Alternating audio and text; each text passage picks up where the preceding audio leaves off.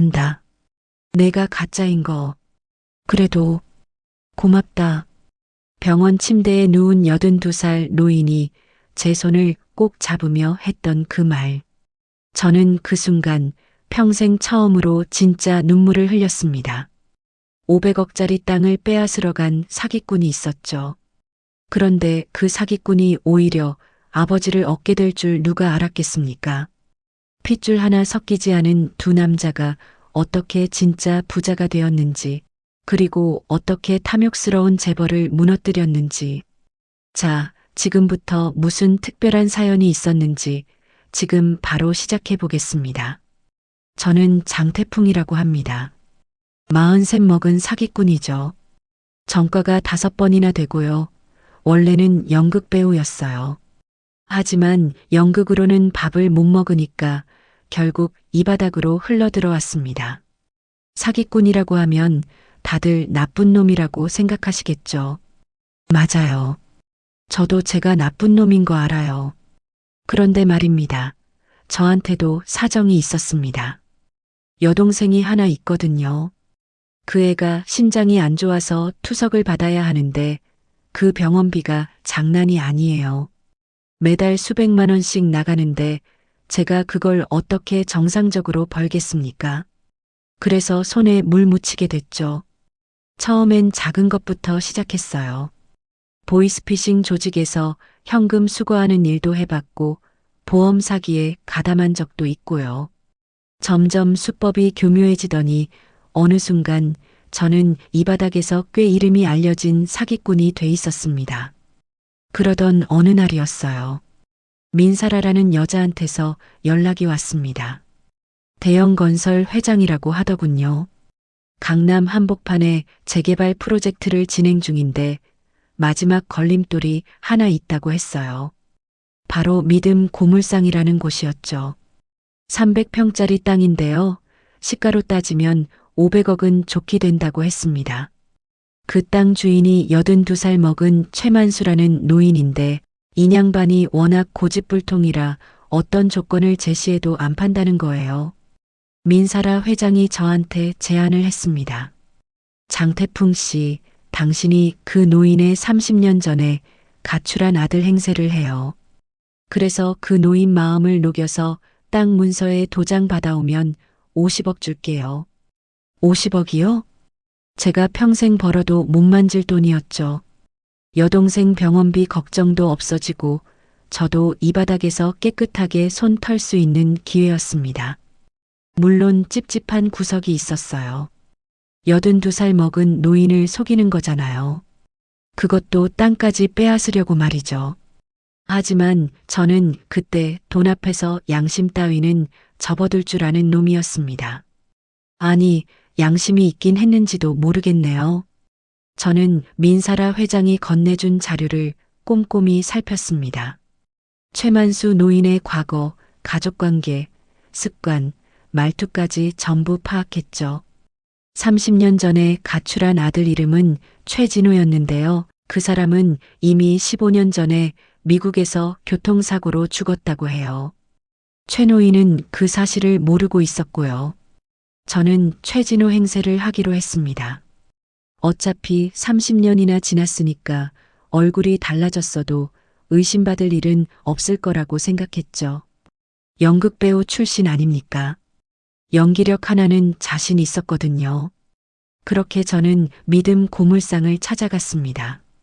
강남 한복판에 고물상이라니 처음엔 믿기지가 않았어요.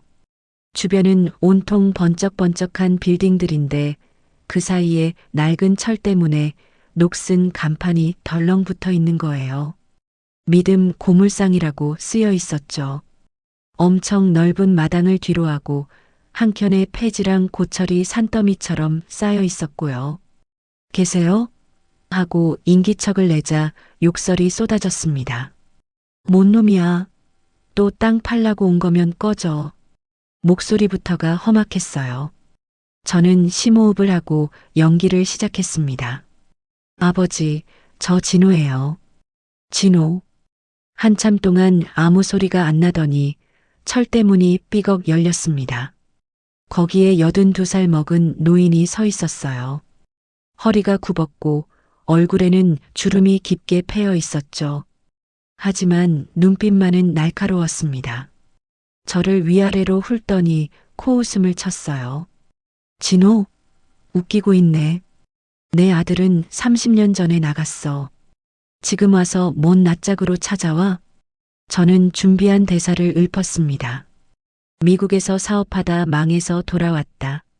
그동안 연락 못 드려서 죄송하다. 이제라도 효도하고 싶다. 뭐 그런 내용이었죠. 최 노인은 콧방귀만 뀌더니 문을 쾅 닫아버렸습니다. 꺼져. 다신 오지 마.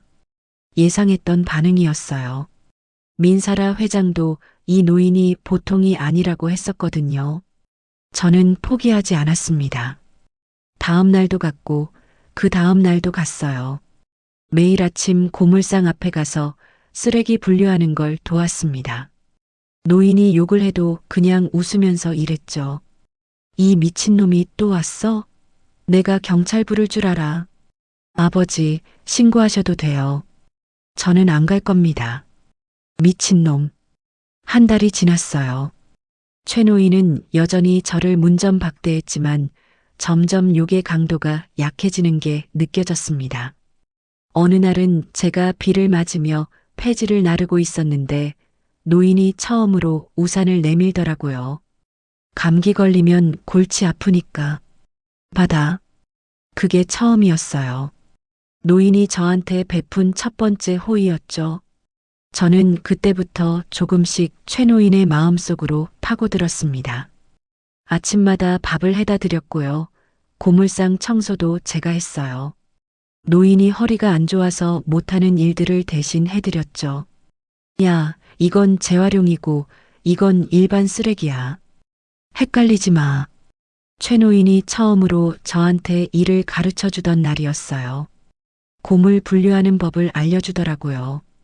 구리랑 알루미늄 구별하는 법, 종이랑 박스 나누는 법, 그런 것들이요. 아버지, 이거 어떻게 다 아세요? 40년을 했으니까 알지. 이 바닥에서 살아남으려면 눈이 밝아야 해.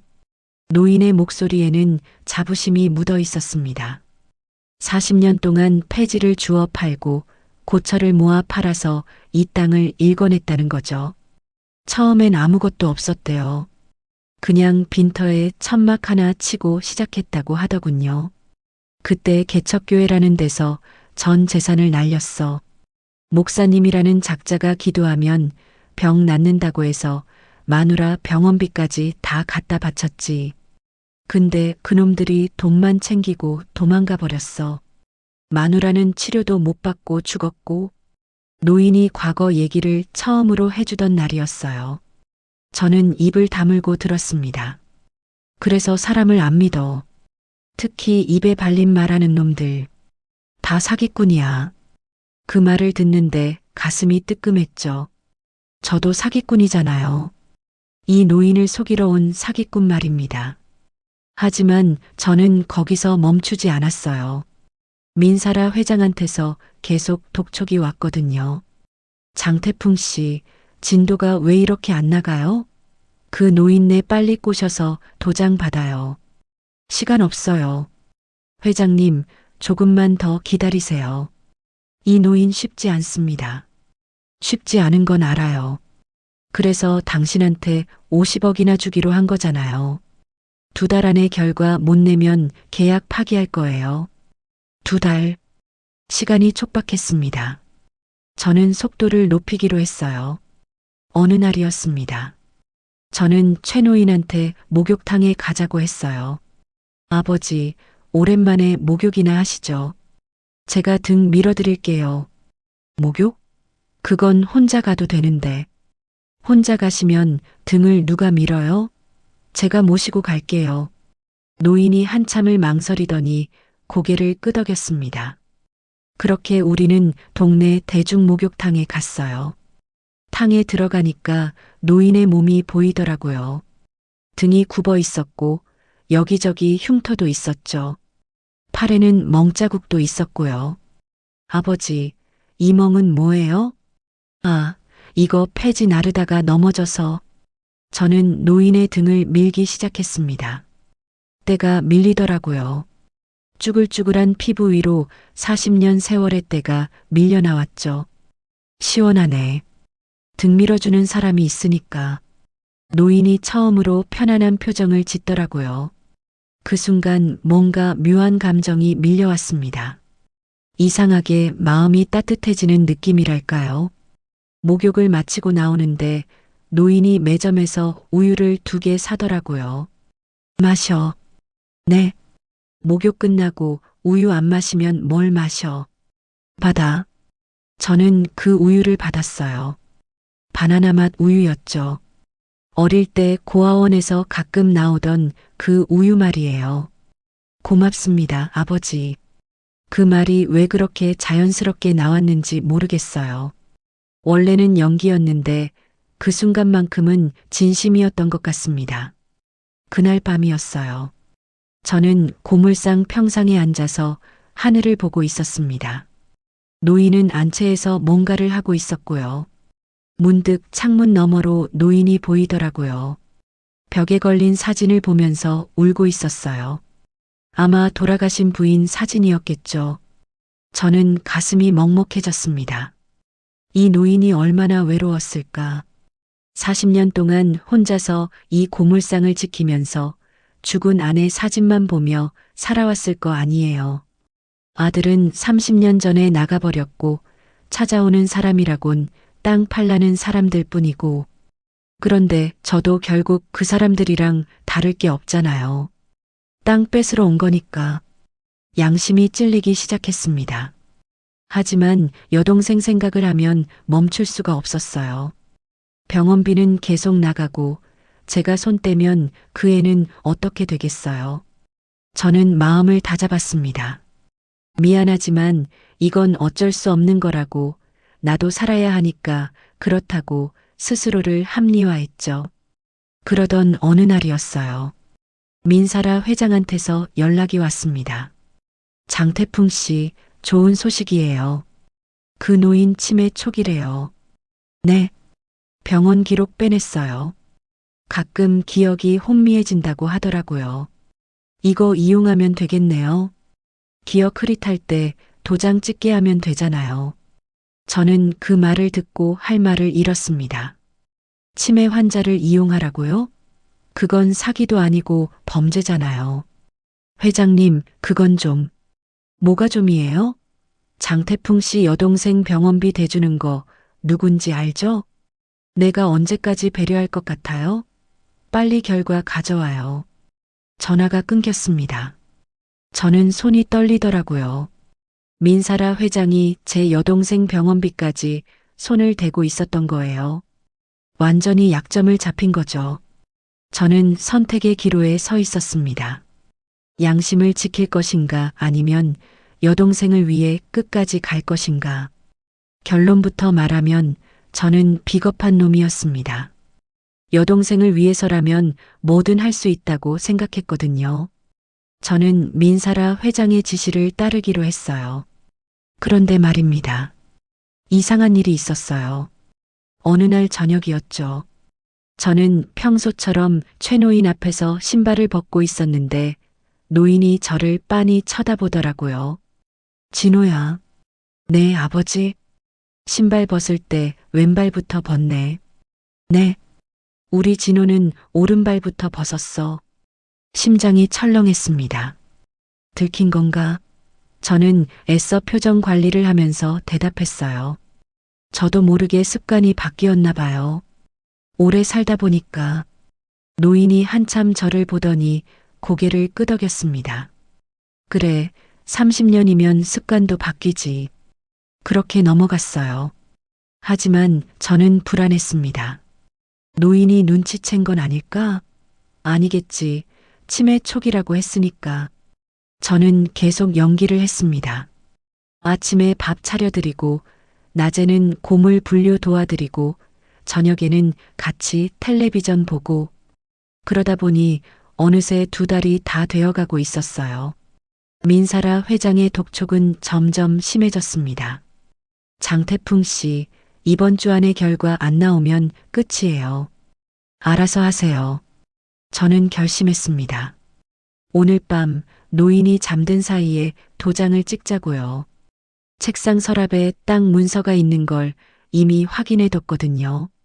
그날 밤이었어요. 저는 살금살금 안채로 들어갔습니다. 노인이 잠든 걸 확인하고 서랍을 열었죠. 문서가 있었어요. 손이 떨렸습니다. 그때였습니다. 그거 찾았어? 심장이 멎는 줄 알았어요. 뒤를 돌아보니 최 노인이 앉아 있더라고요. 눈을 말똥말똥 뜨고 저를 보고 있었죠. 아, 아버지, 저는 됐어. 다 알아. 노인이 천천히 일어났습니다. 그리고 제 앞으로 왔어요. 내가 가짜인 거 진작에 알았어. 신발 벗는 거, 젓가락 쥐는 손. 30년이 지났다고 그런 것까지 바뀌겠어? 저는 할 말이 없었습니다. 완전히 들통난 거였죠.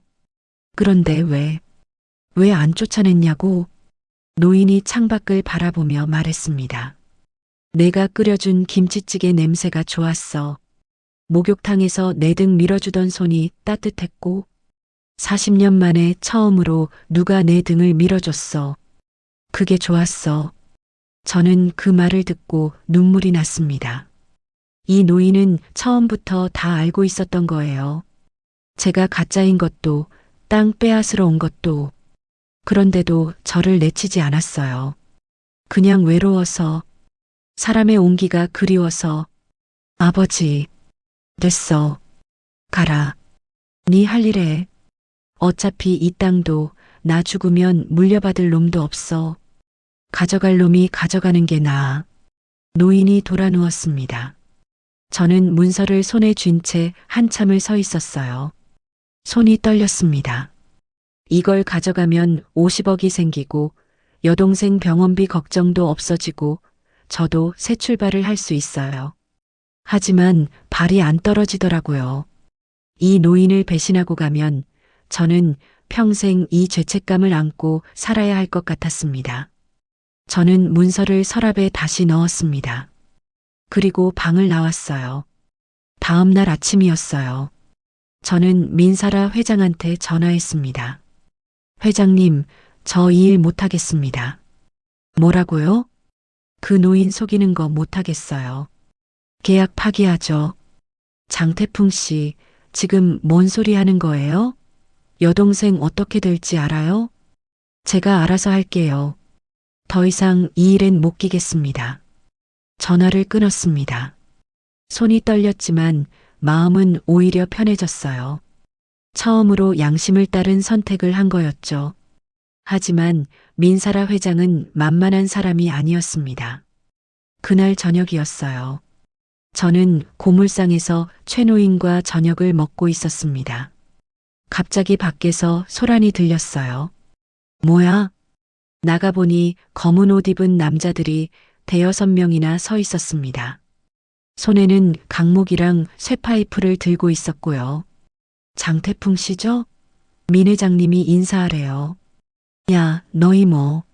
말이 끝나기도 전에 한 놈이 휘발유통을 꺼내더니 고물상 여기저기에 뿌리기 시작했습니다.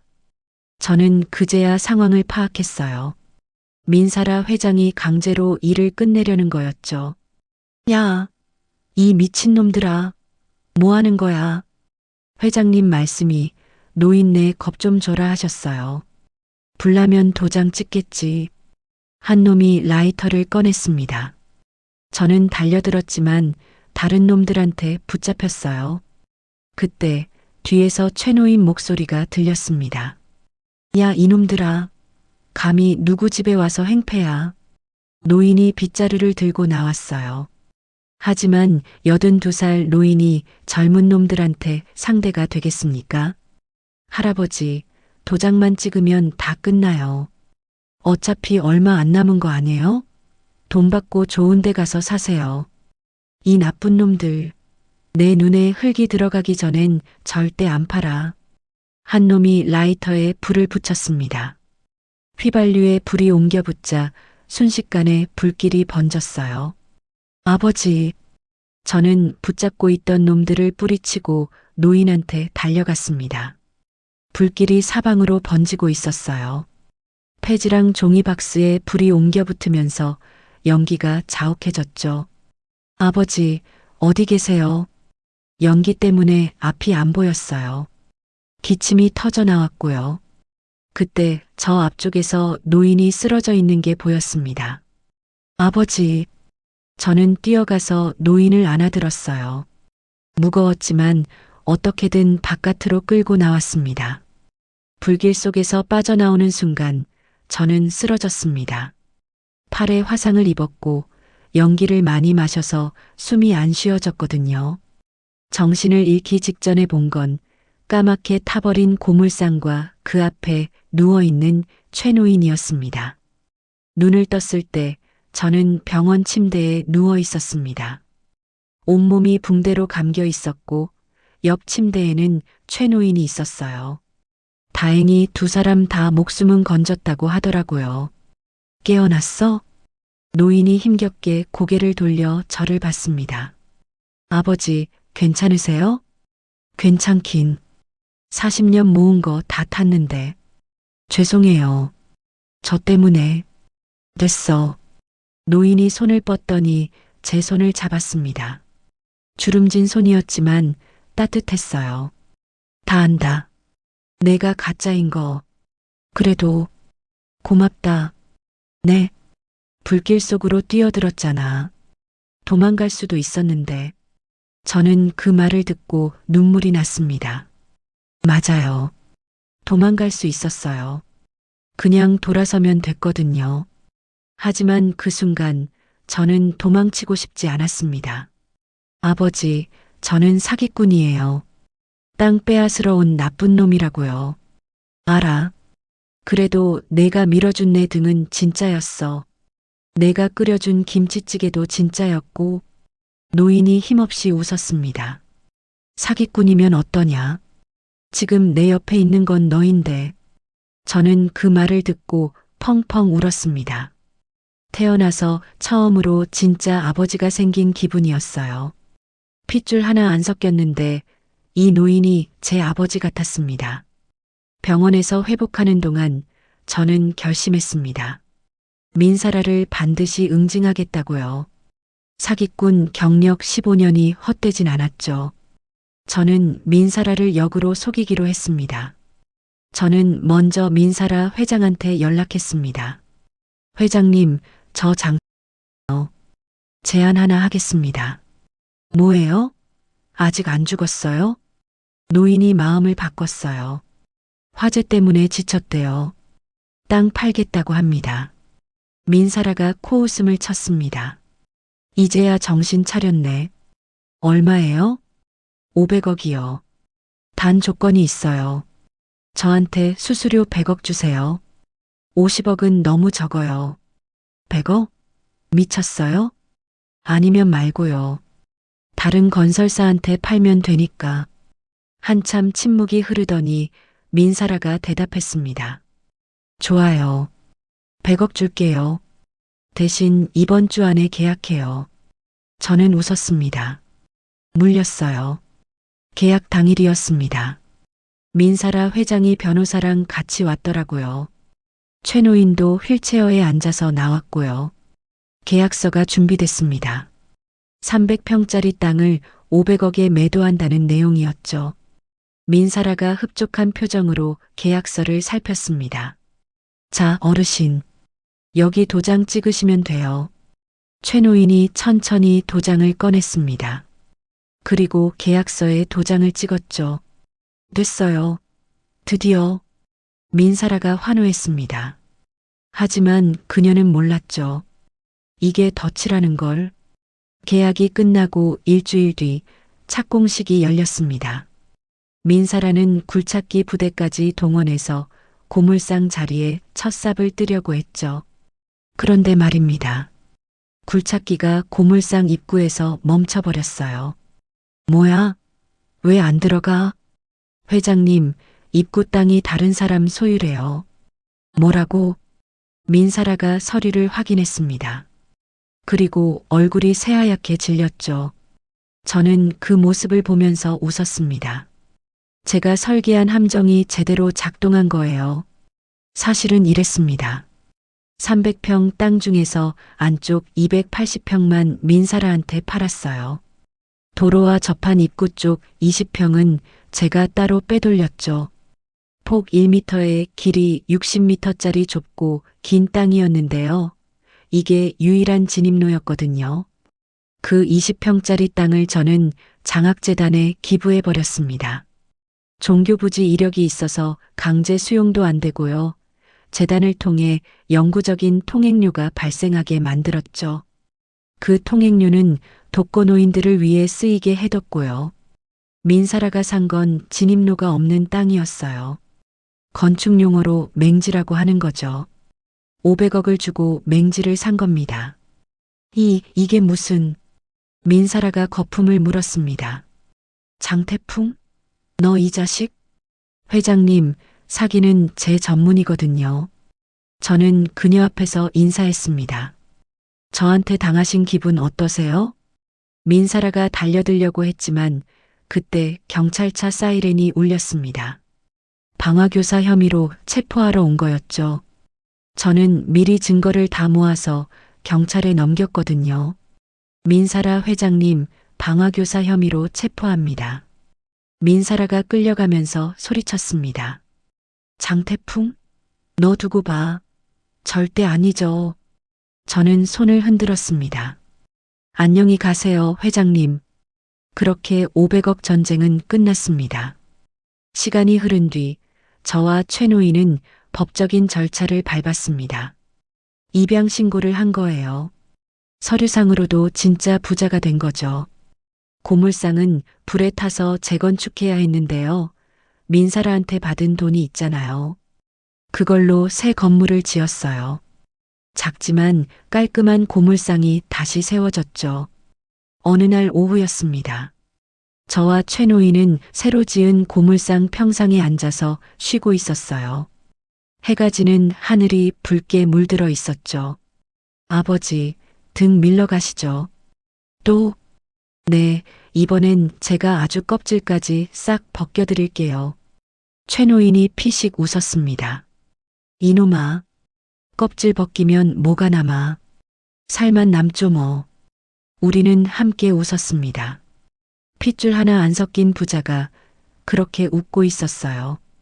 저는 문득 과거를 돌아봤습니다.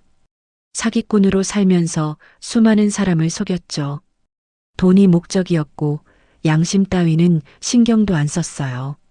그런데 이 노인을 만나면서 달라졌습니다. 처음으로 누군가한테 진심으로 대해봤어요. 그랬더니 그 사람도 저한테 진심으로 대해주더라고요. 결국 사람 사는 건 그런 거였어요. 주는 만큼 받는 거죠. 저는 여동생 병원비도 해결했습니다. 최 노인, 아니 아버지가 땅 판돈을 넉넉히 나누어 주셨거든요. 여동생은 신장 이식 수술을 받았고 지금은 건강하게 잘 살고 있어요. 민사라요? 그 사람은 방화교사 혐의로 징역 5년을 선고받았습니다. 대형 건설은 부도가 났고요. 그녀는 모든 걸 잃었죠. 저는 가끔 그녀를 생각해요. 탐욕이 결국 자신을 삼킨 거죠. 500억 땅을 갖겠다고 했던 그 욕심이 결국 전부를 날려버린 거예요. 사람은 가진 게 많아도 욕심이 끝이 없으면 결국 다 잃게 되는 것 같습니다. 반대로 아무것도 없어도 마음이 따뜻하면 사람이 모이고 결국엔 뭔가를 얻게 되더라고요. 최 노인도 그랬잖아요. 40년 동안 폐지 주어서 500억짜리 땅을 일궈냈죠. 하지만 그분한테 진짜 소중했던 건 땅이 아니었어요. 옆에 있어주는 사람이었죠. 저는 지금도 고물상에서 일하고 있습니다.